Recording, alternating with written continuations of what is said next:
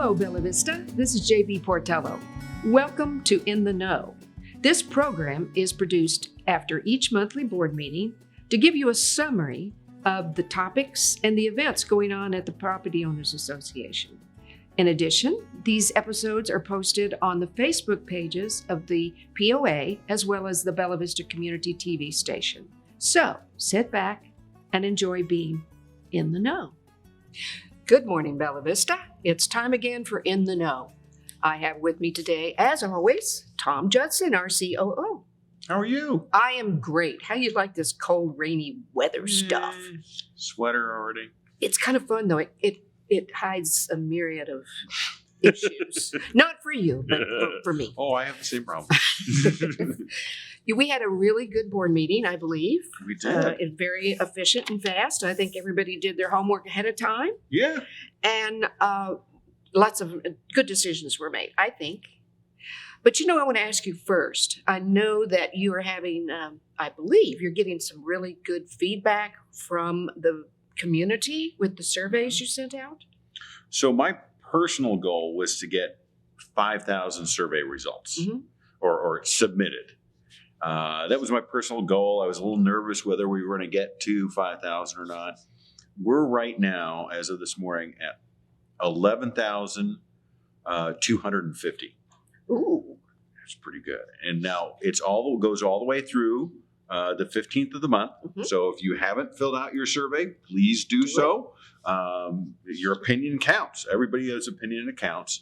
So I'm very pleased with that. And then we've had 4 focus groups. We've actually had 5 because we had a preliminary one, which is my beta group, which is I brought in committee members to learn and test out how, the presentation, made adjustments, so forth. So we've had 4 for the community, but 5 in total. So we're getting great information, and this information is going to be all brought together in January, presented to the community. Every comment, all 11,250 or more, you'll be able to view that. Corinne's going to be busy. Yeah, she's going to be busy. Yeah. So I'm very pleased, and all that's going to be used towards developing a 5-year plan. Great. I'm really proud of you, Bella Vista, for participating so hard this year. It's great. It's good stuff.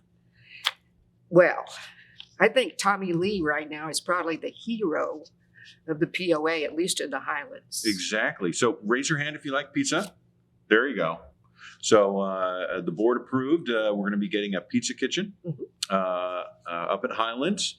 And we're anticipating we'll open in February, March timeframe. So we're very excited.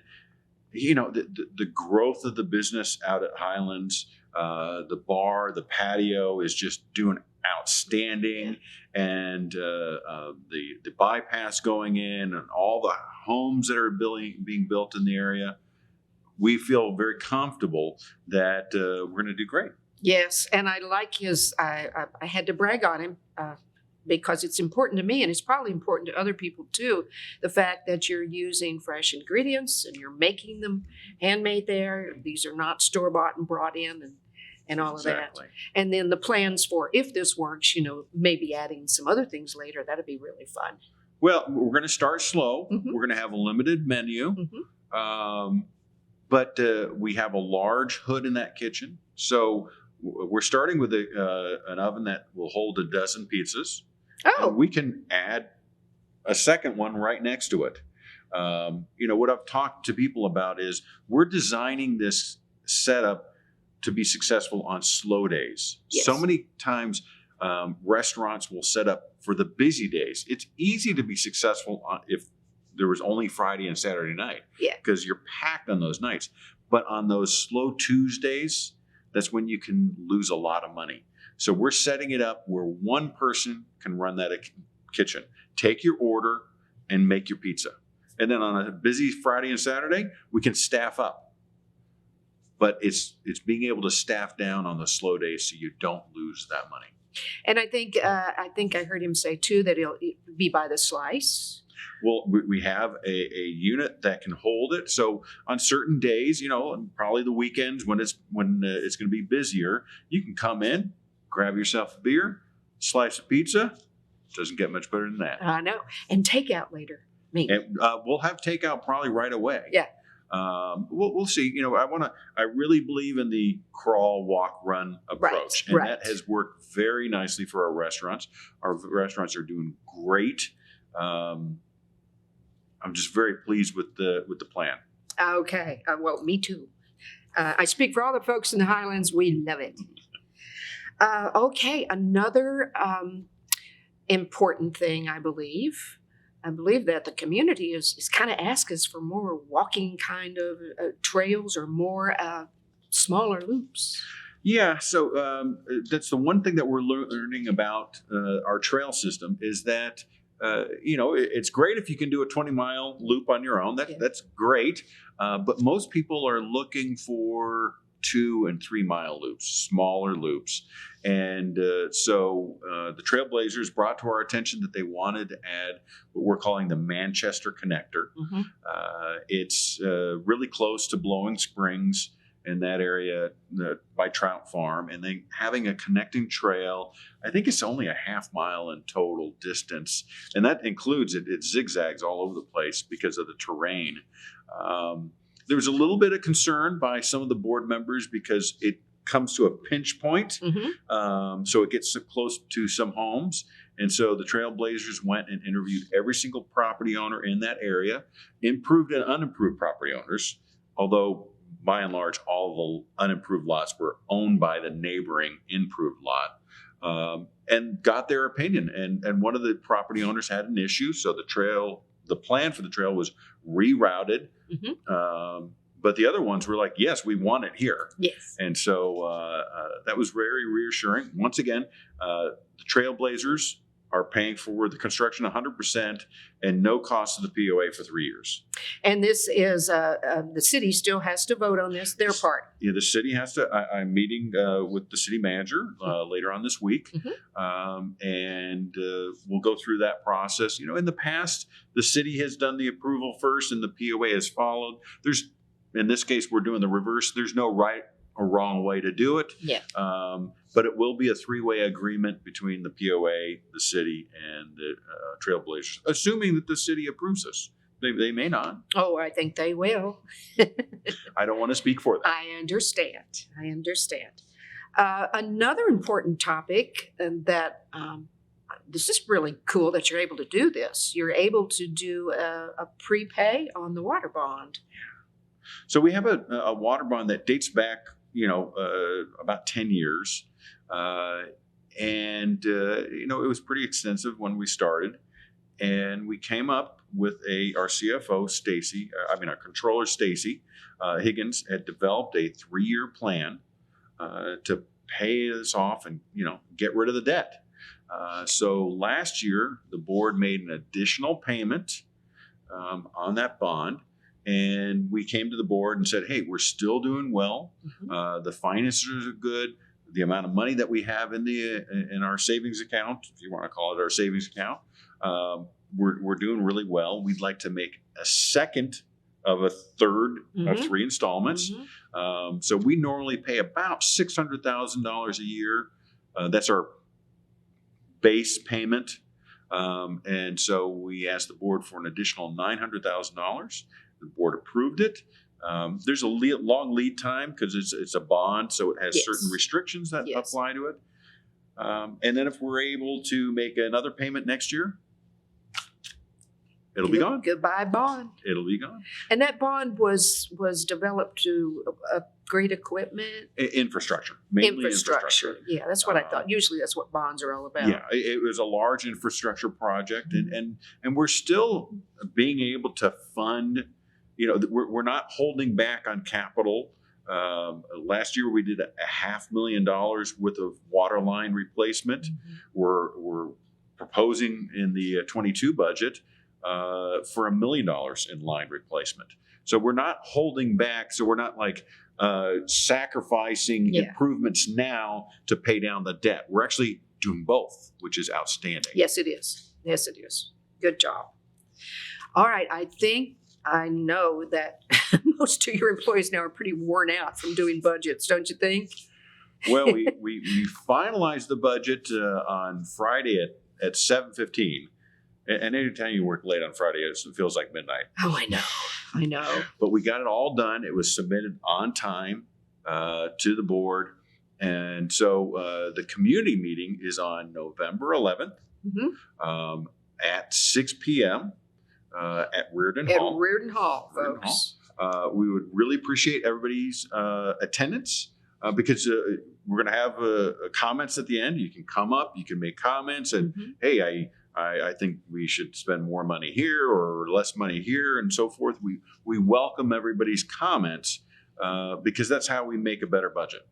And you'll be doing those Facebook Live like always? We'll be live streaming those all as usual. Yes. And people can send in their emails and so forth. But, that personal touch, having someone there, viewing the presentation, making comments, hey, we need to add this project or that project. That's important. It's impactful. So come on, Bella Vista, come out and in person help us finalize that budget or present it, and so it can be voted on. Yeah, so it's presented to the community on November 11th, and then on the 18th is when the board typically votes on it. It's ultimately up to the board's decision when they vote on it, but typically it's voted upon. Now, at the regular meeting on the 18th, we'll have a highly edited budget presentation. Of course. It'll be 10 minutes long. If you only watch that, it may not give you enough information, or if you just want just a little bit of information, watch the 10-minute one. But the one on the 11th is much more extensive, talks about all the departments in much more detail. All the departments heads are there in case questions come up. So we encourage everybody to attend both the meetings. I agree. Yes. The more the better.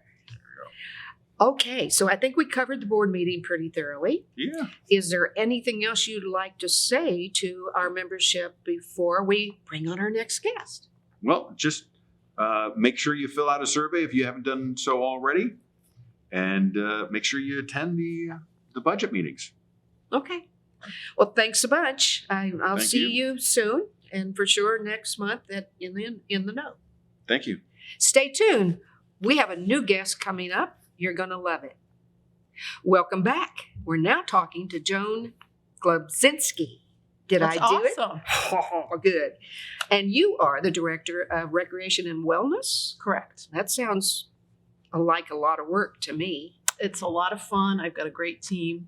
But yes, we work hard in recreation. Yes, you do. Okay, well, tell me a little bit about what did 2021 bring for your department? It was an interesting year. Lots of good opportunity to intersect with our members. But it was an interesting year in that we were still experiencing COVID. And we called it kind of the bounce back year. And the way we describe that is, especially for our outdoor amenities, that's the trails, that's outdoor pools, the beach, tennis, pickleball. Everybody wanted to be outside and they were ready. Yes. So we saw higher than usual numbers. I attribute that, like I said, to what we call the bounce back from COVID, but also to the 2020 plan success, which means people saw the value of the activity card. Now they can more or less come to the beach and pools for free. They get to come to the fitness centers for free if they buy the $30 card. So our fitness centers were booming. We also are experiencing community growth, as you well know. Oh, yes. And so those people are coming here, getting tours before they even buy a home and know what we have to offer, and they're ready when they get here. Yes. So it has been a very busy year, and my team has worked incredibly hard. And there's a period of time from about April to end of October where we don't really get to come up for air, and we're right there now. And so now we're, not only coming off working on the budgets and all that, we're already planning for next year. Oh, I can't wait. Yeah. It'll be awesome. Well, tell me about this. Last year, I think you did a drive-through Halloween thing, and this year you did something different. What did you do? So last year, as you mentioned, we did what we called the Not So Haunted Drive-Through. Yes. And again, that was our opportunity to do something fun for Halloween with keeping people safe. And we wanted to continue that this year because, there are some people who are very comfortable being back to quote unquote normal, but there's a lot of people that still want to keep their distance. And we are always looking for ways to best incorporate total families, whether it's, toddlers all the way up to our seniors. And so we had redone the mini golf course. It's the Oz Zone mini golf course this spring. That was one of the highlights of 2021. And so we took the opportunity to capitalize on the already great turnout that we've had, people using the course all summer long. We opened it, debuted it in May, and it's been busy with the wonderful fall weather. Yes. Now not so wonderful the last few days, but basically we've had a nice fall. So we brought the theme of Not So Haunted because we don't want it to be too scary that some littles might be frightened. And it turned it into the Not So Haunted mini golf. And that allowed families of all ages, and I've got some great stories about that, to come out and enjoy for 2 weeks, 3 weekends up to Halloween, to come out and play the course. But there were some not so haunted vignettes. There were lots of photo ops. There were little different attractions on the actual tees. So, golfing through a skeleton head and all of that. And we just saw hundreds and hundreds of families out there. My office happens to be near there. I come and go a lot for meetings. And no matter what time I drive up, I see a variety of people there. I've seen a couple of seniors playing with no kids in sight. I've seen extended families. I've seen what we thought would happen is some people don't even want to play golf. They just want to come out, walk around. It's a beautiful area in the trees, take their pictures, show the kids the decorations. And so what was great is it was some work, but there wasn't any live vignettes. So we were able to keep it up for a couple of weeks. We go out at night and turn on lights. We had black lights on it. People could play in the day and the night. And so we're really happy. We're already planning for next year. Oh, I can't wait.